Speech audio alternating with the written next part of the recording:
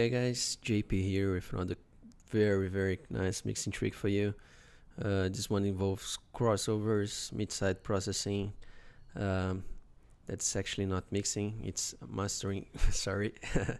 Well, let's have a listen.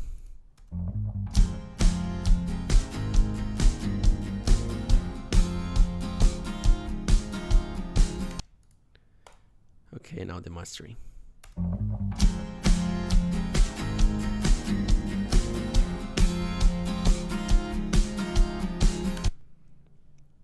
Right, so what we're doing here, there are a couple ways to do mid-side processing. I'm using MSAD by who makes this plugins? Voxengo, right? Voxengo. So encode mode, you can do that manually as well, with creating auxiliaries and everything, flipping the phase, but I'm not getting to that today. MSD on encode mode. From there, we're sending. It means that now left the bus 3 is mid and bus 4 is side. So I'm sending. I called my bus 3 mid and my bus 4 sides. Okay, and now we have mid here and side here. From there we sum that to left and right, and my MSED will now decode my mid-side processing. And now we have stereo signal coming in back again. Okay. From there I've done crossovers on the mids and a parallel compressor as well. So we have a low, a mid, and a high channel for my crossovers, and this is how they are set up. You can watch my crossover video if you want more information on crossovers. I'm not getting to that today. Okay. Basically, I'm using Linux Wheeler Linkwitz Relay type of filter here. Okay. But anyways, here are my crossover points.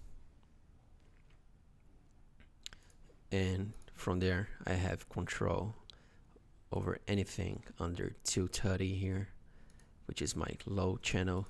My mid channel is anything in between 230 and 3.5K, and anything above 3.5K on my high channel.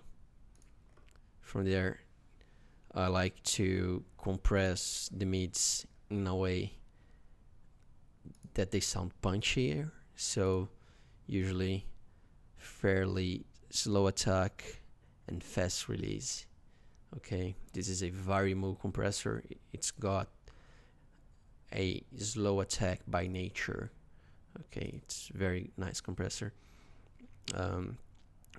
It's a tube based compressor, and on the sides I like to make it really tight in a way that I end up reducing dynamic range on the sides and actually bring it down a little, but it still sounds loud now because it's like a wall of sound in the sides.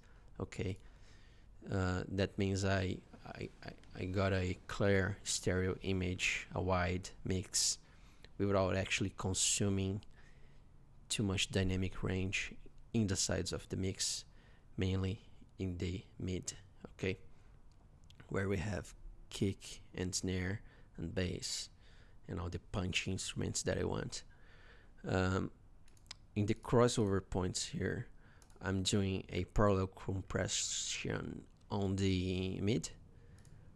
On the low channel, I'm using a expander with a very low ratio, fairly slow attack, that ends up cleaning my low end, anything under, again, 230. Okay. let me show you how it operates.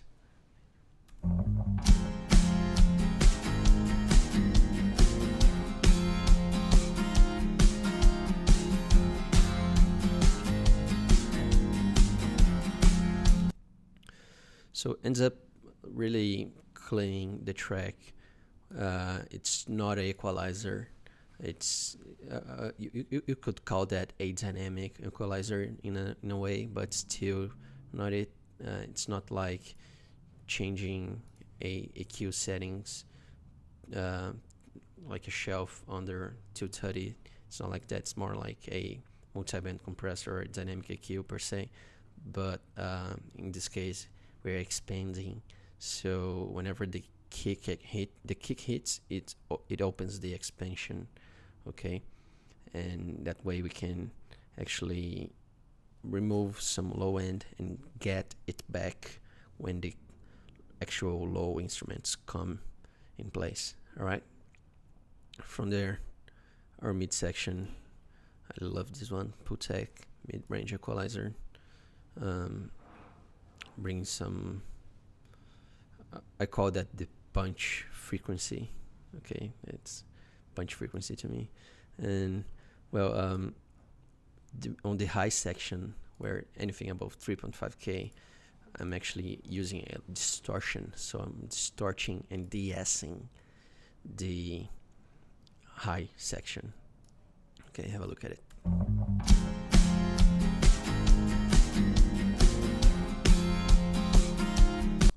I'm de-essing first and then distorting, and that actually gives me a pretty tight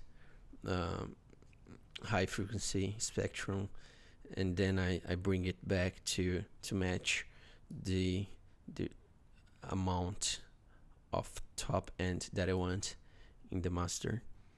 That's a very aggressive processing, and you really need to be aware on how you're doing that and whether and when to dial things properly. As I said in the previous video, this type of crossover processing and everything, it really challenges you to listen and will really upscale your mixing and mastering game. Okay.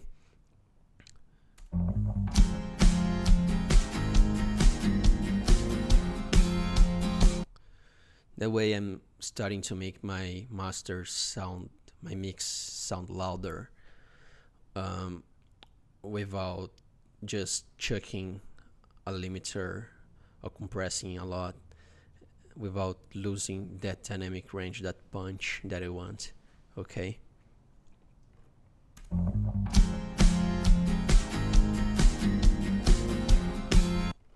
By the way, I'm also using a lo-fi on the sides, but with very few distortion.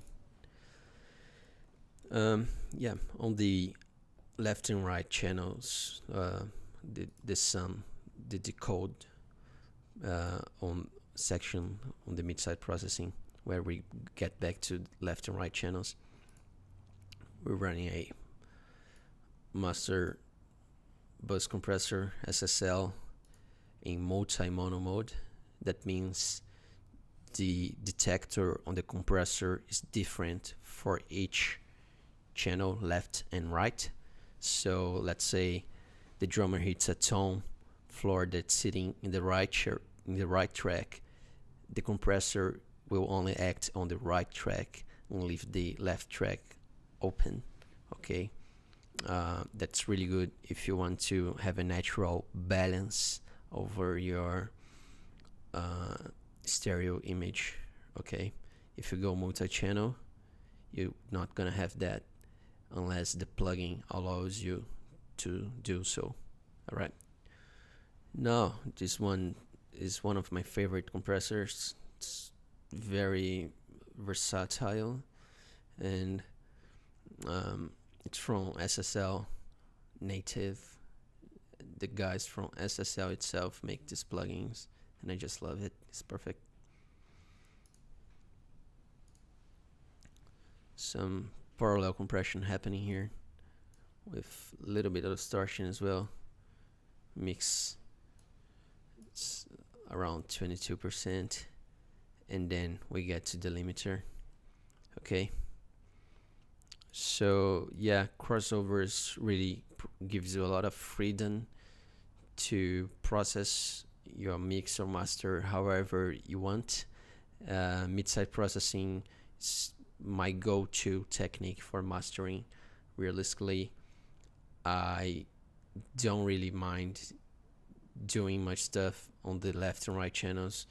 My go-to is the mid and the sides, where we can have actual control over the instrument and the arrangement in the song. Okay, that's it for today, and see you guys next time.